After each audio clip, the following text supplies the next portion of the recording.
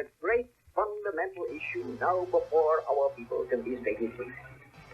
It is, are the American people fit to govern themselves, to rule themselves, to control themselves? I believe they are. My opponents do not.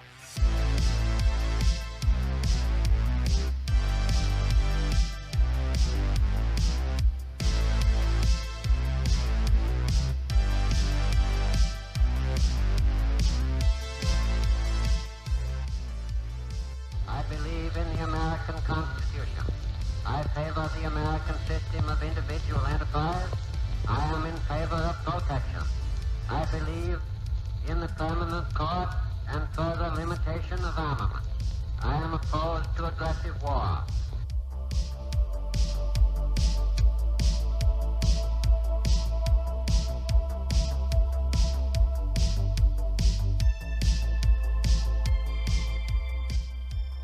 In the councils of government, we must guard against the acquisition of unwarranted influence, whether sought or unsought, by the military-industrial complex. We must never let the weight of this combination endanger our liberties or democratic processes.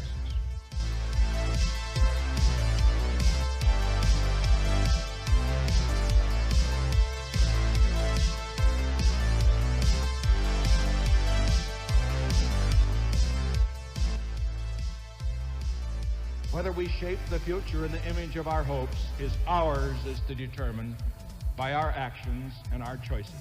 If we succeed, generations to come will say of us now living that we mastered our moment.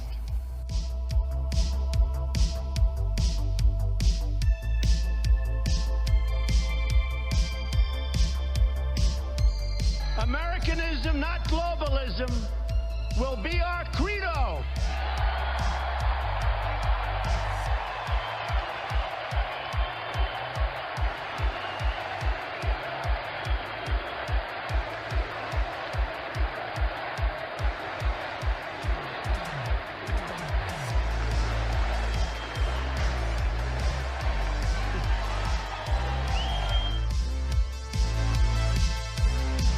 Putting America first.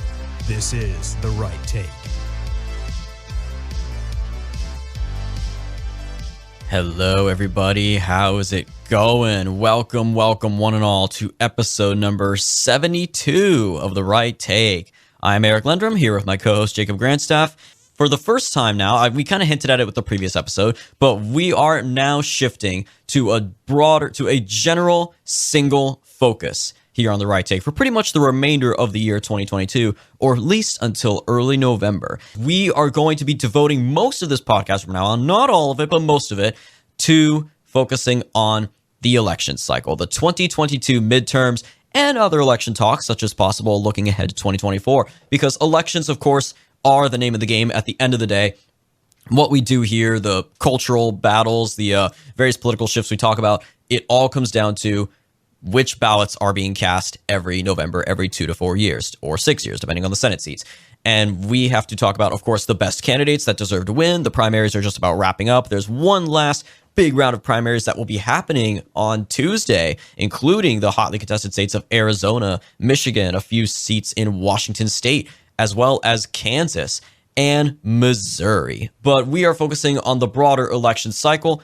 And before we do that, this is completely unrelated. This little opening riff we've got to do here, completely unrelated to elections. But when I saw this clip for the first time, I had to share it. We had to talk about it on the show. Jacob, you said you have already seen this clip as well, so there's no surprises here for you. This isn't something that only I have seen, but this is a clip well worth sharing. This is from Twitter. This is a video of a Fox Business panel on Kennedy's show. You know, she's that woman who just goes by Kennedy and nothing else.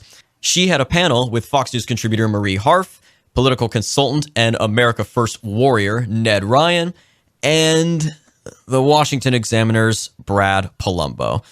And they got to the subject of monkeypox. You know, that thing now we apparently are about to declare another international health emergency over. They were already hinting that this could be COVID 2.0. This could be the next big thing. We're going to have to shut down the whole world over for 2 years now. And Ned Ryun, God bless this man, he had some straight facts to spit about monkeypox, and particularly why we shouldn't worry about monkeypox because only a very small percentage of the population is capable of getting it. As for monkeypox, I think there's a pretty good rule in life. Don't attend gay orgies. When you look at the New England Journal's report of the 528 cases they reviewed. Ned, come on, man. It's not about gay. How about not any orgies? Go look at the New England Journal's report that NBC News reported on Friday, in which of the 528 cases they reviewed, 95% were sex between men. That first off, that is 100% accurate. Those are the facts of this particular case. And I gotta love Brad Palumbo. For those who don't know, Brad Palumbo is gay. So for him to burst in like, come on, Ned, it's not about being gay, in the most flamboyantly gay tone imaginable. Like he's not even trying to hide it. That was too good. That was a caricature moment in real life right there. I think we actually have to have a serious conversation about where this is coming from. When I'm done, Brad, you can talk. Instead of going crazy and declaring a national pandemic when 3,000 people have it right now, it's insane.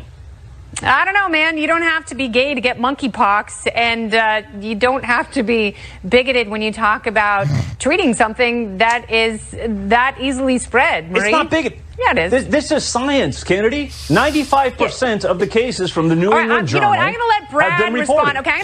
Oh my goodness. So that's Kennedy jumping in. He cites a scientific journal backing up his claims, and they don't have any response. It's basically just throw names like CNN would do. This is no different than what CNN or MSNBC would do. Exactly. And it helps that in this image too, again, the video, we'll post a link in the description below. She's wearing one of those like ridiculously large, like horn-rimmed glasses, like plastic frames that it's literally, they're pink glasses that looks like something, you know, a Women's March attendee would be wearing. She's dressed like the part of a liberal. This might as well be an MSNBC panel, but like there's more to this clip. We're not going to play the whole thing. But at some point, yeah, she lets Brad respond. That's her default, is call him a bigot and then say, I'm going to let the gay guy respond. You know, like you got to get that inclusion there from a guy who is actually capable of catching monkeypox. Of course, you got to have that inclusion. And then later on in the panel, Marie Harf chimes in with a similar bigoted, whatever language. Like it's basically a 3v1 that's kind of been making the rounds. So don't worry about monkeypox, guys. It's if you're part of that 5% that caught it when you're somehow not gay, I don't know what you did wrong, but that's your own problem. That's for you to work out. But also, I'm here for anything, and I mean anything that involves dunking on Brad Palumbo. The guy's an absolute loser. He's one of the poster child. Well, he's a poster child of the Washington Examiner, which is just a neocon rag. He is a total never Trumper who shills for establishment Republicans like Ben Sass. I am here for anything that involves humiliating him on national TV like Ned Ryun did. He does not have the writing abilities that promote someone of his caliber. It's the same strategy that social liberals who happen to be Republicans have used for years. They put somebody out there to bash Democrats so they'll get Republicans to read their stuff. Oh, and they happen to be gay. It was the same way with Guy Benson. They'll do this with minorities as well. Like they bash Democrats so they can get Republicans to pay attention, and then they slowly push the social liberal values on them in the back door. Yep. So one of the things that a lot of people have been noticing all throughout 2022, this began in 2021, but throughout most of 2022, if you've watched any of Fox News, you've seen that they have taken a sharp turn against Trump. Now, we know even though they're not openly bashing Trump, they've pretty much blacklisted Trump from coming on their show. The last time that he was on was a segment with Hannity back in April of this year, whereas they've repeatedly had people like Ron DeSantis come on, others that they want to try to promote as the new rising stars of the Republican Party that they would like to see in 2024. Glenn Youngkin, et cetera, et cetera. Yeah. And so what's interesting, so I wasn't even aware of this, which probably just shows kind of how out of the loop I am with DC politics and the national politics of media. I didn't know that Rupert Murdoch owned both the New York Post and the Wall Street Journal. That's interesting. Yeah, no, he that's basically all of major quote unquote right wing media in America right there is Fox, the Post, and the Wall Street Journal. Yeah, there are no other outlets. The Washington Times doesn't come close. The Las Vegas Journal Review doesn't come close. The Boston Herald. Those are the three big regional conservative newspapers. But they don't have a national reach the way that Fox News, Wall Street Journal, and New York Post do. The only other thing you've got is like the so-called alternatives like Breitbart, Daily Wire, Daily Caller. But even then, you've got like fragmentations within some of those outlets and whatnot, and they don't come close to being quote unquote mainstream, as it were. Yeah, they go have a national audience, but unlike, their reach is basically limited to Republican activists and people who are politicos like us. But yeah, so Rupert Murdoch single-handedly runs all of the three national outlets for Republicans in the entire country. So he is the single opinion shaper of the right in this country when it comes to the normies. So your average normie Republican isn't going to read Town Hall, Breitbart, these other ones, Epic Times. They've never even heard of a lot of these outlets. They're going to go to the Wall Street Journal. They're going to go to the New York Post. They're going to go to Fox. If they watch TV at all, they're going to go to Fox News. So this is from Politico. It says, why Rupert Murdoch is finally done with Donald Trump. The slow learners at the New York Post and Wall Street Journal editorial pages had a revelation on Friday. As if synchronized to sing the same tune at the same time by their owner Rupert Murdoch, they cited the proceedings of the January 6th committee to conclude that Donald Trump had failed to uphold his oath to defend and protect the Constitution. And it goes into the fact how the Fox News channel has slowly moved away from Trump. Even last year at Fox's annual shareholders meeting, Rupert Murdoch attacked Trump and claimed that if we're going to focus, we have serious political issues in this country, and we can't focus on those issues if a former president keeps focusing on an election of the past. And this is the interesting thing. I don't really follow Rupert Murdoch's personal politics or anything like that, but the interesting thing is in 2015, his position on Trump was pretty much the same as the Jeb supporters' positions on Trump. Oh, goodness. So basically anti-Trump. Yeah. Yeah, of course. Yeah, he was vehemently anti-Trump in 2015. And it kind of makes sense because you think about the Murdochs and Sean Hannity, who's been their poster boy going back all the way to the early 2000s. They were huge Bush supporters. Neocons, supported the Iraq War. The Bush establishment. Yep. Yeah, they were all in on the Iraq War. They were all in on the Bush establishment. In fact, it was the Iraq War and the Bush years that made Fox News the powerhouse that it has become today. So in July 2015, when Murdoch still tweeted, he used the site, that is the foxnews.com site, to diss the future president, writing, quote, when is Donald Trump going to stop embarrassing his friends, let alone the whole country? When Fox refused to kiss Trump's ring during the campaign, Trump boycotted the network's primary debate. And Murdoch opposed Trump's signature policies on, this is key, Murdoch opposed Trump's signature policies on immigrants, the Muslim ban, and trade. The Muslim ban, immigrants, and trade were the three primary reasons why Trump was elected in 2016. Murdoch opposed all three of those policies. But at the time, I was wondering, one thing about Trump that I did agree with, of course, was his foreign policy. And, of course, Sean Hannity, being the huge neocon that he is, I was thinking to myself, what happens if Trump actually does win the nomination? Yeah, this is going to be interesting because Fox News, they're not going to be able to go against the Republican nominee. Sean Hannity isn't going to be able to go against the Republican nominee, but yet they don't agree with Trump on foreign policy. So it was really interesting to watch them kind of tiptoe around his foreign policy positions because to this day, Sean Hannity has never denounced his support for the Iraq War. In fact, I don't know of anyone at Fox News who has denounced their support for the Iraq War or George W. Bush in the whole 2000s debacle. So instead, what they did when Trump got the nomination is they just did a 180 and they gave Trump the time of day. In fact, they blacklisted people from their site who criticized Trump. They wouldn't allow any conservative to criticize Trump in 2017, 2018, the beginning of Trump's presidency. And so it's obvious that Fox News is very opportunistic in how they play the field, how they maneuver their audience. And right now they are going hardcore anti-Trump. Like they are making it clear as they possibly can that they do not want Donald Trump running in 2024, and they definitely do not want him becoming the nominee. Another thing that's interesting is, of course, Donald Trump recently returned to Washington, D.C. to give a speech at a friendly think tank. This is the first time he's gone back to the nation's capital since he left the presidency. Yep, the America First Policy Institute. Yeah. I think that's one of the ones that we actually covered in our last show. Is it not one of the ones that are recruiting people to potentially serve in 2024? Yes, that is correct. So he went back to D.C. to give a speech at the America First Policy Institute. Fox News did not cover it. Every other major right-wing news source covered it. They were there. Many of them covered the speech in full. And this is one thing that One American News and Newsmax actually do is they will many times cover Trump speeches in full. You know what Fox News did not blacklist? A speech by Mike Pence that was happening about a couple of blocks away from where Trump was giving his speech. At the Young America's Foundation. That speech in full. Yep. So the Politico article goes on, the Union, never very stable in the first place, has been vectoring towards Splitsville for some time. In early June, the New York Post rattled Trump's cage with an editorial calling him, quote, a prisoner of his own ego, which I don't disagree with that, and instructing him to concede the 2020 election. But that's the key. Like they insist that he concedes the 2020 election. Look forward, the editorial urged. The 2024 field is rich. You have Florida Governor Ron DeSantis, former Secretary of State Mike Pompeo, former UN Ambassador Nikki Haley. The list goes on. All candidates who embrace conservative policies without preoccupations of the dime. Notice who they throw in there with Ron DeSantis. Mike Pompeo is one of the biggest neocons to ever exist. In fact, in my opinion, he was one of the worst people that Donald Trump could have ever tapped to run anything foreign policy related. Next to Nikki Haley. Yeah. You've got Mike Pompeo, Nikki Haley, and who is the guy with the hideous mustache who wants to bomb every Muslim country off the face John of the earth? Bolton. Yeah, John Bolton. So there you had the unholy trio. The unholy trinity, Mike Pompeo, Nick Haley, and John Bolton, the worst three people that Trump could have put in his administration. And, of course, these are the kind of people that the New York Post urges people to look forward to in 2024, along with Ron DeSantis. Now, Ron DeSantis being a governor has not really delved into foreign policy that much. Right. Which makes me a little suspicious about Ron DeSantis, the fact that the New York Post is throwing his name around with the likes of Nikki Haley and Mike Pompeo. I love Ron DeSantis' domestic policies. He's the most base governor in America. But the fact that they're throwing his name around with a bunch of neocons is very concerning about whatever conversations could have been going on behind the scenes between Ron DeSantis and the power brokers at the RNC.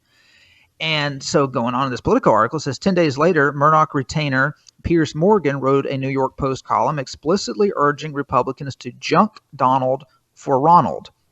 You know, I can't remember the last time that I actually looked to British to give us instructions on how we should conduct our policies. Last I checked, Piers Morgan is not a U.S. citizen. Am I correct? You are correct about that. And of course, being from England, he is also very, very anti-gun, among other things. It's kind of like how Democrats want to take advice from who's the black South African comedian that replaced John. Trevor Noah. Yeah, Trevor Noah. Kind of like Democrats want to tune in and take advice from Trevor Noah. You know, even if I agreed with Trevor Noah, if I was a Democrat, I would be like, you know, I'm sure you've got a lot of problems down in South Africa. Why don't you go try to fix the corruption in your country instead of coming over here telling us how to run ours? And this is what we see a lot with the United States. I get it that as a big, powerful country, we're going to invite smaller countries to try to influence our elections because our elections do indirectly affect their countries. Fox News has tilted ever so slightly against the Trump line in recent weeks, with news anchor Bret Baier acknowledging that the hearings made Trump, quote unquote, look horrific. Even FoxNews.com recently posted a 3-minute montage of Trump voters vowing to back a different horse like DeSantis in 2024. And of course, we know how this works. This is the same strategy that CNN employed in 2020. They would go out in the woods and try to find some Trump supporter somewhere who was disappointed in Trump. And for all we know, those people never voted for Trump in their life, never supported him. They were just being paid to go on and say that. Or, hey, if they're a Democrat, of course they're going to go on and pretend like they're a former Trump supporter. So they're using Fox News is taking a play out of CNN's playbook. And as we see with the Fox Business clip that you played with Brad Palumbo, they are very intent on turning the Republican Party in a hard social liberal direction. And of course, the idea that Fox News would run a clip about a family who had a little girl who transitioned into being a little boy and would then claim that their faith helped them get through the things that their little girl who had transitioned to being a little boy was going through would have been unheard of even 2 years ago. So, yeah, Fox News is garbage. Fox News is cancer. Hey, I'm sorry. You can catch Tucker clips on YouTube. Yes. You can get Tucker. You can get the best of like Jesse Waters and Greg Gutfeld and whoever the few others are that you think are the few good people left at Fox. But tuning into Fox for a long period of time to actually watch them in any capacity, even if it's to dunk on them, is only helping them and keeping them at their spot at the top as like the #1 cable news channel. They have to go down. And I agree, yeah. That pro-tranny segment that we talked about before on this podcast, that should have been the real end of them right there. The beginning of the end, of course, as we all know, was the 2020 election when they called Arizona like 3 minutes after the polls closed and basically were among the first to say that Biden was going to win this election. And of course, subsequently, there's no voter fraud, none of that stuff. There's a reason why. Immediately after 2020, they saw a mass exodus of a lot of viewers who left them, mostly for Newsmax, some for OAN, but mostly Newsmax. And Newsmax now has kind of become the dominant pro-Trump media outlet on television. You know, they still live stream all of Trump's speeches and his rallies and whatnot. They lost those viewers. And I wonder if maybe Fox thinks that the worst has already passed as far as any possible exodus of pro-Trump viewers. And they're convinced now, they're like, oh, they'll stick with us because where else are they going to go, right? Newsmax. So they can do this stuff subtly, like cut Trump out and not cover him anymore, not bring him on for interviews and whatnot. And for whatever the reason that may be, whether it's, as Dick Morris suggested on Newsmax, that possibly Fox is doing this because they are helping to stoke a primary fight in 2024. They're joining with the rest of the Republican establishment that really wants Ron DeSantis or someone else they can control as opposed to Trump, what have you. Or if it's just Murdoch and, his sons or whatever who just personally don't like Trump. Bottom line being, if you are a real America First, nationalist, populist, traditionalist, conservative, you should not support Fox News anymore. They are no different at this point than CNN or MSNBC. Well, they're even worse because at least CNN and MSNBC are very open about who they're trying to reach, who are Democratic voters and left-leaning independents. Fox News, they're determined to try to guide the conversation in their direction. So moving on here, like I said, the focus of the election of this particular episode and most episodes in the near future will be on elections. And of course, we've got the midterms coming right up here in November. Not a lot of big primaries left. Most of the most contested primaries, Ohio, Pennsylvania, have been decided. There's still a few left here and there. But is it possible that the Republican Party, the GOP, is once again missing the forest through the trees and is losing sight of the bigger picture here? Are we already possibly seeing a tortoise and a hare scenario develop once again, where the GOP is the hare, overconfident they'll win the race, and so they take a nap while the tortoise trudges along? Spoiler alert, yes, that is a very real possibility here. Jacob, explain to us in a quick summary before we dive deeper into it, how is it possible that the GOP could actually blow this midterm election cycle? It's been kind of the conventional wisdom all year long that the GOP is just going to clean up in November. And even Politico, they've got the House solidly Republican. They've got the Senate lean Republican. They announced this back in May. However, a lot of the messaging that you're seeing from the Republican Party and all Rupert Murdoch's empire and all the other independent news sources and others, even Newsmax and others, a lot of them are repeating the same talking points that you're seeing coming down from on high. And on high, of course, is mainly Ronna McDaniel and the main folks at the RNC. Who is still in charge of that outfit, even though she is flamingly anti-Trump and repeatedly disagreed with his claims about 2020 and whatnot. She lied to President Trump about promising that she would fire a certain person who said it would be good for the GOP if Trump lost because then they'd be underdogs again. She, and of course, yes, the niece of Mitt Romney. She has no business still being in charge there. She should have been thrown out around the same time Liz Cheney was thrown out. But the reason for this is that she and all the other bigwigs in the RNC, they still agree with the policies of George W. Bush.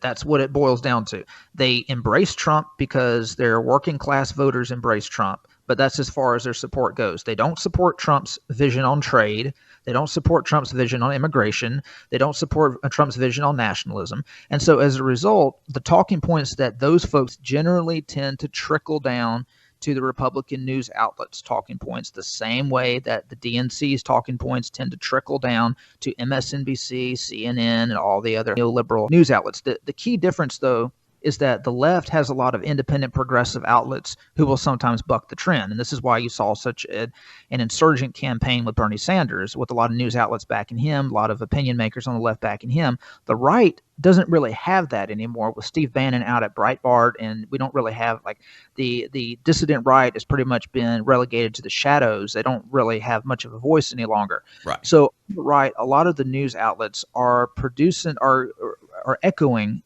the message from the RNC that inflation is going to be the downfall of Biden and the Democrats. And pretty much what they've been doing, their whole strategy, this really began with the Afghanistan withdrawal. Their whole strategy since the Afghanistan withdrawal has been to just run out the clock because they're 10 points ahead, and they're in the fourth quarter, and they figure we don't need to do anything. We don't need to change strategies. We don't need to do anything risky. We don't need to propose anything bold. We don't need to make any large critiques of American culture or society. We can just simply sit on our hands and point to the gas prices. And just keep talking about how Biden's approval ratings are consistently going down. And yeah, they are still going down. His approval ratings are now actually the worst. They're even lower than Trump's were. He has the worst second year approval average of any president in modern history. And they, at this point, it has been, certainly, as you said, since Afghanistan, that was the turning point. It has been this kind of self-fulfilling cycle where bad poll numbers for Biden produce even more skepticism, and bad media reports, the mainstream media kind of turns on him, Democrats turning on him, that contributes to even lower approval ratings, and so on and so forth. It just keeps going down, down, down, like just a never-ending spiral for Biden. And they were assuming that would never end, and that he would never like reach his floor and eventually possibly begin to recover from there. Well, I will have to correct you on that. Biden's poll numbers last week were worse than they had ever been under Trump. I checked Real Clear Politics today, and he's at 44%. 44% average, up from 30. I believe it was 38% last week. So how do you explain that?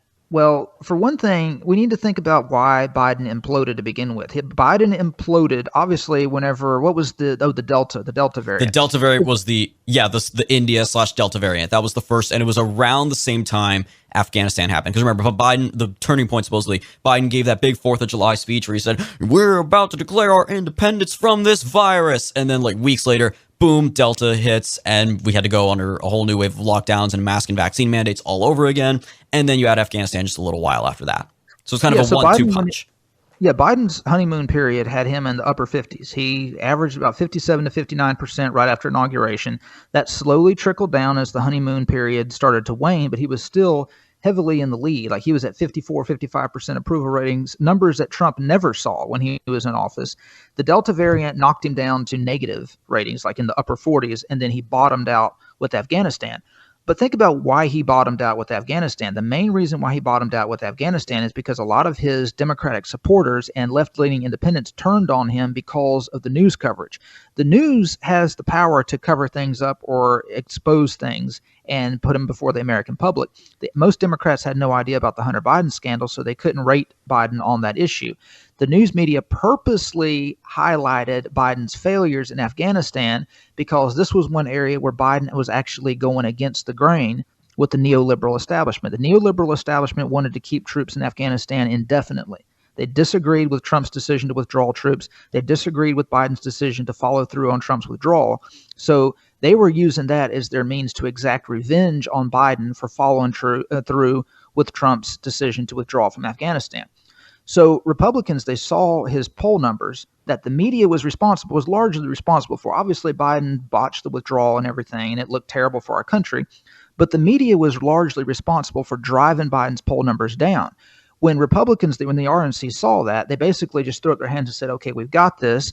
We just need to run out the clock. We've got 14 months. Let's do this. And they really haven't improved their strategy since then. So back to the main question of how they can blow it.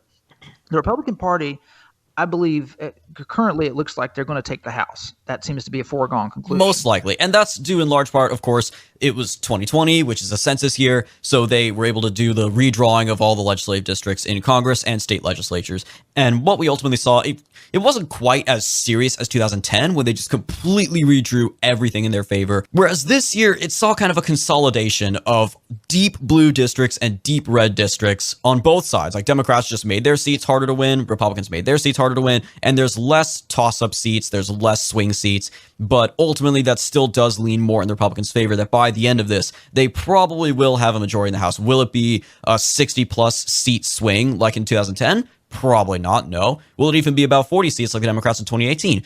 Probably no. It'll probably be more like the 30-something range. Yeah, so to define blowing it, I would say that the Republicans would blow it if they don't win the Senate. Because right now, they should win the Senate.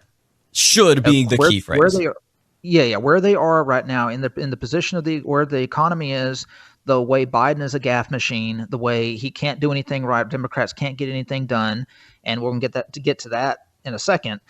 There's no reason why Republicans can't win the House decisively. That is, by at least a 5 to 10 seat majority. At least when they come out of the election, and decisively win the Senate, preferably by 2 or 3% seat majority, at least a 1-seat majority. They should at least get 51 senators after the election.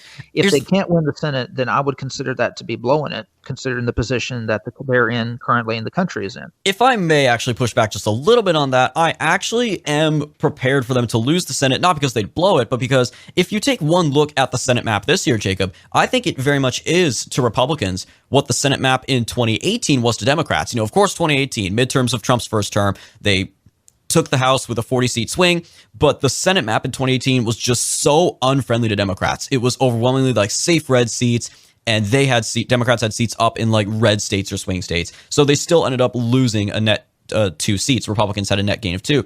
And it's the reverse this year, that this year, the only Senate seats that are up, like Democrat-held seats, are deep blue states. You got California, Oregon, Washington State, Illinois, New York, Vermont, most of the Northeast, Maryland, and the Republican seats that are all up. Of course, there's some safe Republican seats here and there, the Dakotas and whatnot, but you have Republicans up for re-election or retiring in Pennsylvania, in Wisconsin. You've got not a lot of really great pickup opportunities.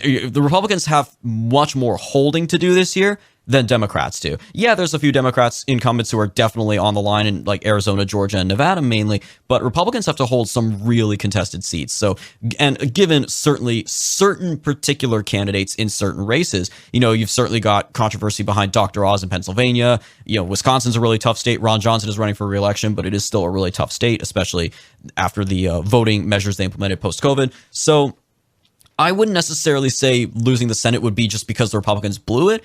That certainly would be part of it, but also just a very unfavorable map this particular year. Well, if you look at the poll numbers that Biden has in those particular states, like Georgia, Wisconsin, Pennsylvania, then there's like in Georgia, for instance, I think he's down to 32%, a 32% approval rating. Typically, if you look at, and this is going off of what pollsters look at, if you look at in an off term in a midterm year, the Senate candidate in any state usually does not run 5 or 6 points ahead or below of the sitting president. So the best that any Democratic senator can really hope for in any Senate race, historically speaking, if you look at the historical trend, is running at most 6 points ahead of Biden. Mm-hmm. So if Biden is at 36, 37% in Georgia on election day, we really cannot legitimately expect Warnock to run more than 6 points ahead of that. So we're looking at him maybe getting 44, 45% of the vote, and that would be doing very well on his part. And so this is true in Pennsylvania and Wisconsin. So if you look at the poll numbers currently, the Republicans are in a solid position to win the Senate. I don't think, even like I said, even Politico has the Senate leaning Republican, which they typically want to produce positive, encouraging articles to all their Democratic readers. True. So if they hold steady, if the Republican Party can hold steady, then yes, then they're going to win the Senate and they're going to win it easily. I don't see Warnock winning Georgia. I don't see Oz losing Pennsylvania. I think J.D. Vance has got Ohio in the bag if things stay currently the way they're going. But the problem that I'm seeing with the RNC, and this is going back to the communications issue, is rather than going on the attack, they're simply sitting back on their hands and pointing to the gas pumps. They're simply sitting back on their hands and pointing to grocery prices. So Alla Pundit of Hot Air, who obviously is a big never Trumper, came out with an article where he pointed out was in 1982, 57% of voters polled said that Reagan should not run again in 1984. And of course, we know what happened after that. The economy rebounded because we were in a recession in 1982. The economy rebounded and Reagan won in a massive landslide. I think 49 states. Am I correct? But 49, with the sole exception being Minnesota, which he only lost by like less than 3,000 votes. And so this is what Team Biden is pointing to right now. They're saying that 2022 is like Reagan's 1982, but we will come back and we will win 2024 decisively. Now, Alla Pundit disagrees with that because of Biden's age, but the point still stands that voters have a very, very short attention span, and many times once the economy improves, voters start to mellow on whoever is in office. And this is going to be true with Biden as it will with anybody else. Gas prices have dropped in some parts of the country by $1.20 over the past month. In some areas of the country, gas is as low as $3.10, $3.20. Some areas, it's even as low as $3. If those gas prices continue to drop in the poorer areas of the country where people have to use their car to drive to work every day, you're going to see Biden's poll numbers start to inch up as they are now, just in the past week with the Real Clear Politics average. So that's one area that Republicans can definitely blow it if they try to bank on gas prices. It's important to point out inflation. It's important to point out how inflation is caused by Democratic policies. Especially because put all your eggs in that basket, it's not going to go well for you. Well, especially because you can still argue inflation because, as we have talked about off the air about this, gas prices are huge, but they are just one part of inflation. The broader trend of inflation that affects everything from groceries to all other goods, and shortages that come with it, like the baby formula shortage, that's not going to go away anytime soon. Inflation is running out of control. Like the recent increase in inflation up by 9.1%, which exceeded all economists' expectations. That is not going to go away anytime soon because that is something Biden can do nothing to stop. He can't. There's nothing he and the Fed can do to stop inflation at this point, even if gas prices come down. So this was an argument that Frank Luntz actually made. Byron York covered in the Washington Examiner. Luntz was discussing this with somebody with ABC, and the pundit on ABC, he was pointing out the microchip bill that Biden recently signed and also the deal that they struck with Joe Manchin on the spending bill, which is part of what Build Back Better would have been. And Luntz was pointing out that he was arguing that none of this matters because right now Americans are focused on inflation. They go to the store. He's saying that 20% of Americans they have to turn around at the cash register and go take things out of their buggy and go put them back on the shelf because they can't afford them all. And he's arguing that Americans aren't going to care about the spending on climate change and all this other stuff because of inflation. So there's nothing that Democrats can do. The problem with that argument is Americans who are lower income, who aren't on food stamps, have always done that. My family, back in the 90s, back when the economy was booming, my mom would actually do that. Like if she got to the cash register, she would take things out and go put it back. That had nothing to do with their support or lack of support for Bill Clinton. They weren't going to vote for Bill Clinton whether my mom could afford all of the groceries in the buggy or whether she couldn't afford them all.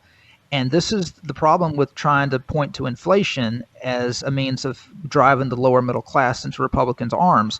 Most lower middle class people and working class people who aren't on food stamps vote Republican anyway. These people are going to vote Republican regardless of how the economy is doing. So that's why it's important to point out inflation, but trying to put all of your eggs in that basket without running on anything else is dangerous. And this is the problem. This has been the strategy of the RNC that I've noticed ever since the Bush implosion. Their strategy of the RNC ever since George W. Bush and his regime went down was basically to sit back once Democrats clean house and they take over and let the Democrats run themselves into a hole and then point to American suffering and say, see, this is what Democratic policies do.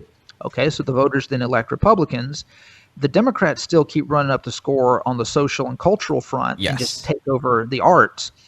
And then whenever the Democrats do manage to win elections, then Republican strategy is again just to sit back and say, okay, well, we'll watch you suffer, and then we'll just point to the Democrats and say, look, this is what happens when you elect Democrats.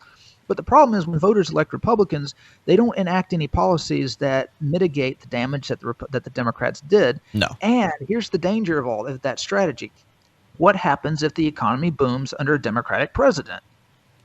Then they've got nothing. You've got nothing at that point. And that's what happened in the 90s. The economy boomed under Bill Clinton. We had one of the most robust economies in American history under Bill Clinton. We had, for the first time in decades, since before World War II, we had a budget surplus. And 1996, Republicans got massacred. Bob Dole didn't stand a chance against Bill Clinton in 1996 because Republicans weren't willing to embrace Pat Buchanan and his America First nationalism and run on tariffs, run on social conservatism, run on protecting states' rights. They weren't willing to touch any of that stuff. And as a result, people didn't really have a reason to show up and vote. Oh, you're going to lower taxes. Okay, that's nice, I guess. But at the end of the day, that doesn't really do much. So this is the danger that Republicans are falling in. Because right now, one of the reasons why Biden's poll numbers, I believe, are starting to inch up is a lot of left-leaning independents who had soured on Biden are starting to turn back to Biden because of the abortion issue. Because Democrats aren't running away from the abortion issue. They're going pedal to the metal. They're convinced that they're going to be able to make up their loss in the suburbs by running on the abortion issue.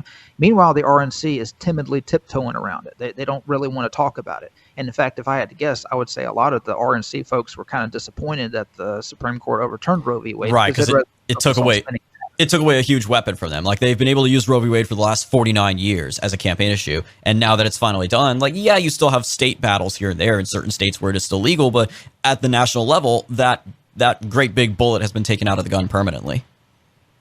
And this brings us now to the policies that Biden is trying to implement. So another strategy that the Republicans typically do is they try to drive down Democratic turnout by arguing to Democrats and progressives that the Democratic Party hasn't done anything for them.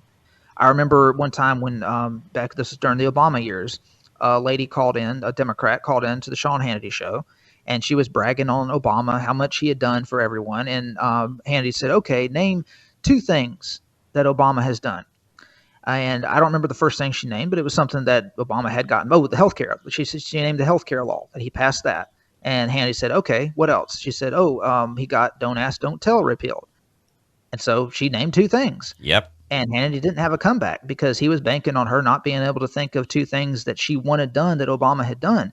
And this is one thing, this is kind of like the Republican strategy in 2020 of trying to convince progressives that Biden was too conservative, and then convince conservatives that Biden was a raging left-wing socialist. Yep.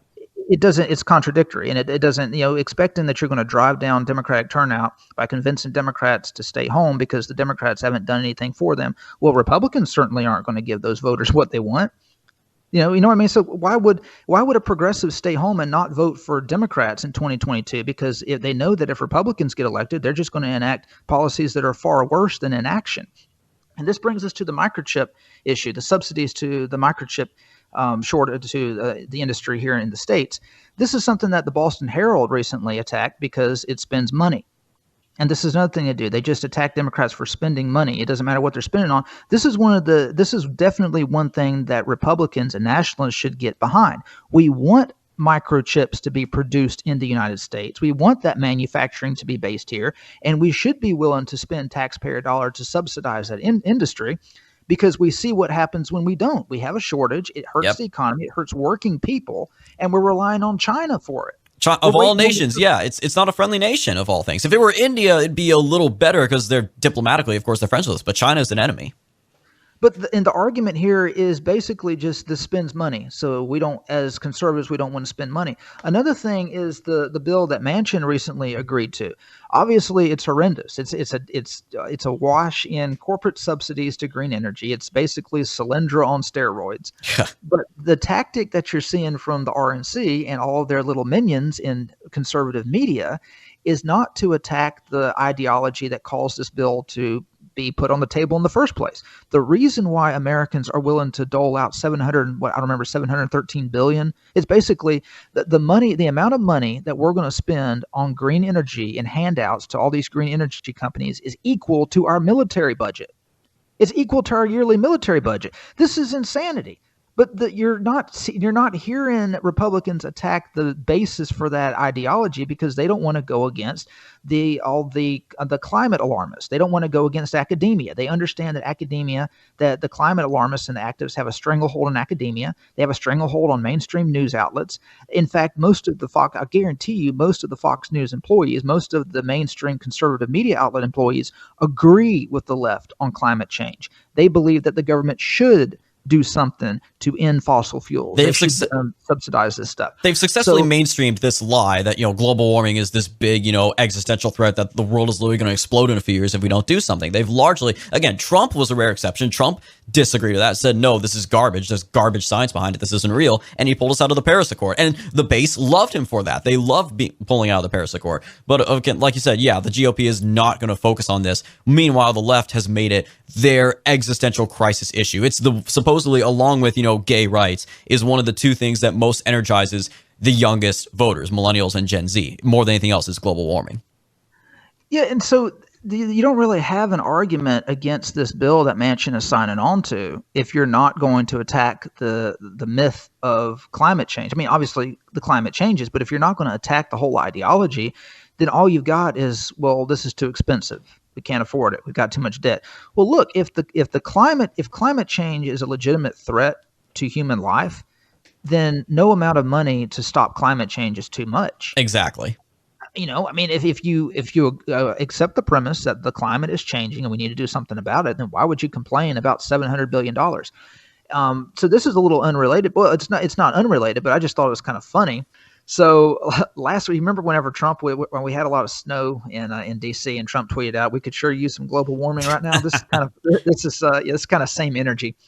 So last week, the Democratic Republic of the Congo, this is from the New Yorker, last week, the Democratic Republic of the Congo announced that it hopes to become, quote unquote, the new destination for oil investments and scheduled an auction of oil and gas leases in its vast rainforest, including parts of the biologically diverse Virunga National Park, a sanctuary for endangered mountain gorillas. The government also aims to allow drilling in the nation's extensive peatlands, which are an effective storehouse for carbon. In fact, they hold as much carbon as the entire world emits in 3 years. Opening the region up to drilling wouldn't just add fuel to the fire, it would shut off a hose that fights the flames. Still, in addition to doing whatever possible to dissuade the DRC from allowing that, it's worth viewing the announcement as a trolling of other nations such as this one, that is the United States, that continue to think they have a right to expand fossil fuel production. Of course, the New Yorker is attacking the Manchin-supported bill because it doesn't completely eliminate fossil fuel exploitation. Tosi Panu, Congo's longtime climate representative, has been at every big global climate meeting since 2007, so he no doubt knew exactly how much controversy he'd unleash when he told a reporter from the New York Times last week that his country's priority is to generate revenue to fight poverty, not to save the planet. So they're opening up this big rainforest where you got a bunch of endangered mountain monkeys who are going to have to be slaughtered or moved to another area so they can help fight poverty. Now, keep in mind, the average income in the Congo is about $600 a year. $600 a year. And the New Yorker is moaning and complaining that they want to open up oil drilling in their country that could potentially alleviate poverty for millions of people, because it's going to endanger some mountain monkeys.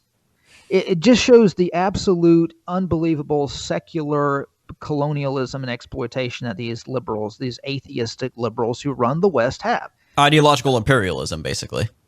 Yes, exactly. So, yeah, so I thought this was pretty funny. This is the attitude that American conservatives should be taking. Where is the Republican Party honoring Tosi Panu, or however you pronounce his name, as a hero? Like, where is the Republican Party demanding that we treat the climate change as the joke that it is? They're nowhere to be found.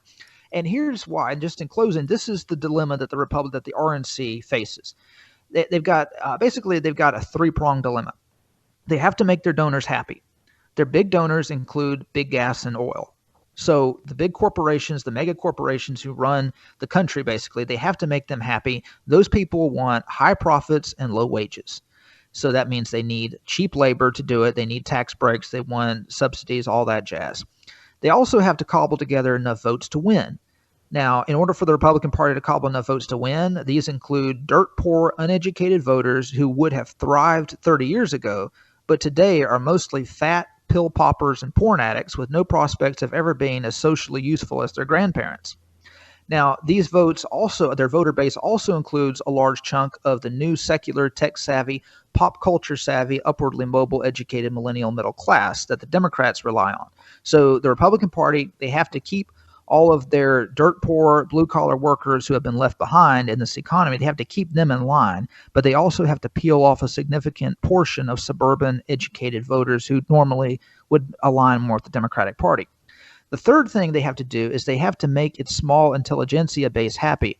Now, its intelligentsia base are conservative or Republican academics, Republican journalists, like the ditzy blondes that we saw, the ditzy women that we saw on Fox News taking the side of Brad Palumbo, basically simping for Brad Palumbo. They have to keep that intelligentsia base happy. Now, here's where that's difficult. Republican communications for Republican-leaning communications firms like Fox News draw from the same social and class pool as MSNBC. In other words, their reporters graduate from the same schools as MSNBC's reporters and take the same liberal professors as MSNBC's reporters.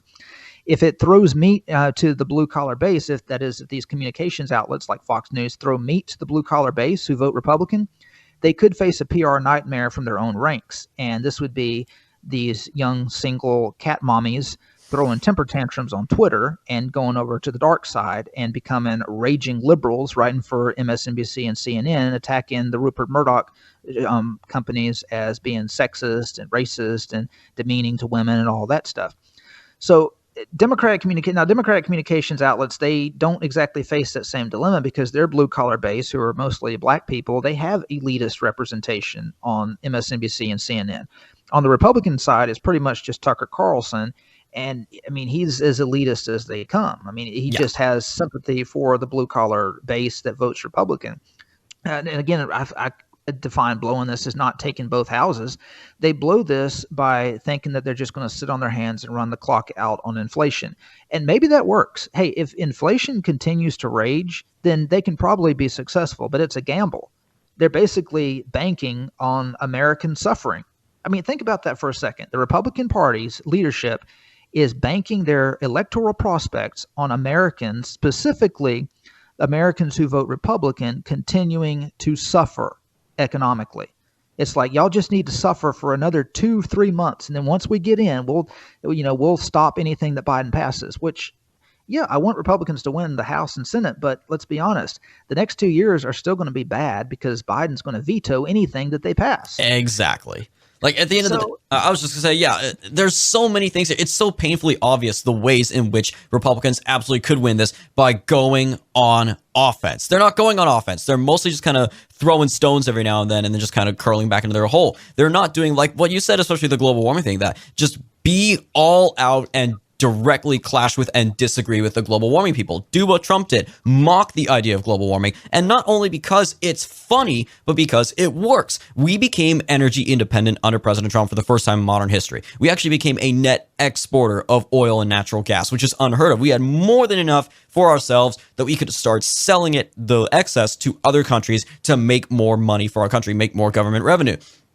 It works. That's America first. It works. It's good for the American people. It brings gas prices down, and you get to own the libs, as it were. You get to make fun of them by, jokingly saying, "Oh, we could use global warming in the winter," right? It works. It's funny, but also you go after them on these issues beyond just the economics.